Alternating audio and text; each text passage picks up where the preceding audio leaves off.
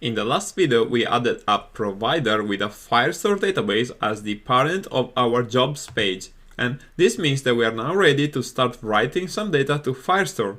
So this is what we are going to do next. We're going to add a new button to the jobs page, and we are going to add a new method to our Firestore database class, so that when the button is pressed, we can call this method to write a job to Firestore. So to start off, we're going to keep this very simple so that we can figure out how to write data to Firestore. And after that, we will see how we can make our code better.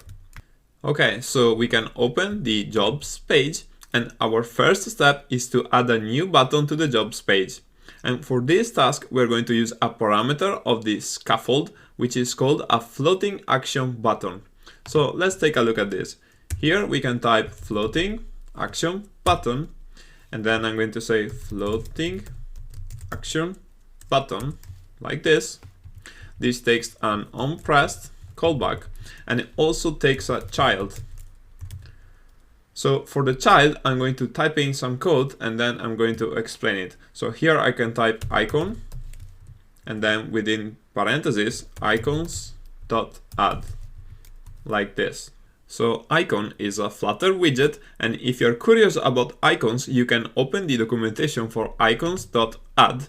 And here you can see that there is a very long list of objects of type icon data. So you can think of this as a set of icons that you're free to use in your Flutter apps. Okay, so let's get back on track. And if we save and hot reload, we can see that the floating action button appears at the bottom right of my simulator over here. Okay, so the next step is to add an onPressed callback, and we're going to hook this up to a new method which we will call _create job, like this. Now we need to actually create this method, so I'm going to select this in Android Studio, and I'm actually going to put this at the top over here, and we can continue on the next video.